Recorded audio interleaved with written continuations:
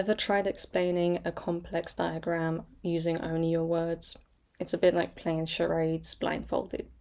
I'm Claudia, and today I will be showing you how you can turn your Livetea slides into a dynamic and interactive whiteboard using our annotation tools. Okay, so everything you need is on the left side of your screen, and we're going to begin with the cursor option.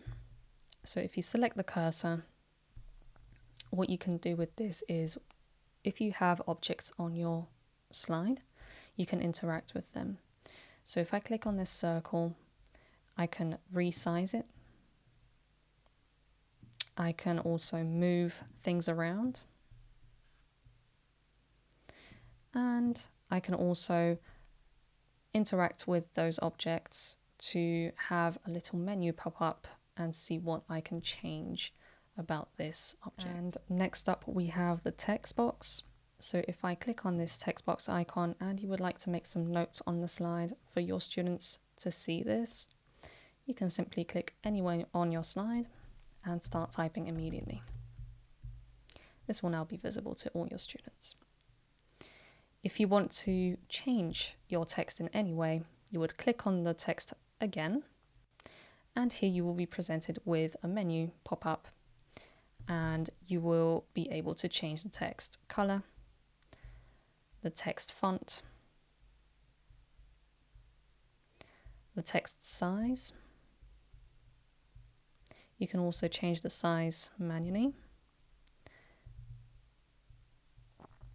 and whether you would like to have it bold, italic, or underlined. You can also create a bullet pointed list of this text and a numbered list, and we also have a phonetic script available for teachers. Okay, and next up we have the shape tool.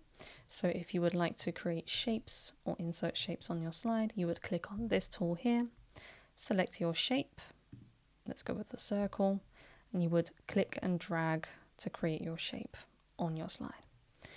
If you made a mistake and you wanted to create a square, for example, you don't need to delete this shape. You can simply click on it and change the shape in this little menu pop-up bar to a square, for example. You can also change the thickness of this shape and the color of this shape. Next on our toolbar, we can see that we have the pencil. So if you would like to underline something on the go, circle something on the fly, then this would be the tool to do so. If you would like to change the thickness of the pencil, you can click on it here and change your thickness by selecting one of those strokes that we have here. You can also change your stroke or thickness by selecting what you have already drawn and selecting these thickness options here. To change the color of your pencil, you can simply click on this and change it to your desired color. If you would like to revert to the default color, you can simply go back to the pencil and click on this icon here. Now if you select the pencil again, the color will be blue as original.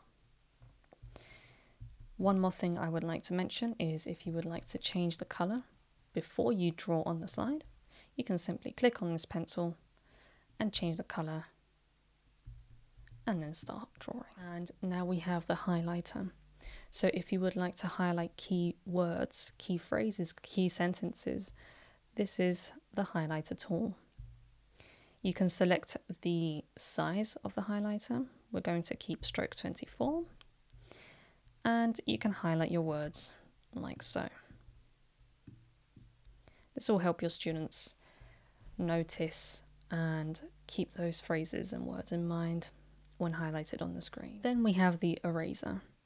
Quite simple to use. If you have drawn or created an object on your slide and you would like to delete it, erase it, remove it, whichever way you prefer, you can simply click on the eraser and click and drag over the object that you have drawn to delete. Okay. And one of my favorite options is the stamp tool, the last on our list. If you want to celebrate your students' progress, you can select any of those stamps and they will be visible to your students. There is also one more thing that we can cover, and that is the undo button and a redo button if you make a mistake or not. Visual, interactive, and incredibly easy to use. Break out the annotation tool in your next lesson, and I'll see you in the next tutorial.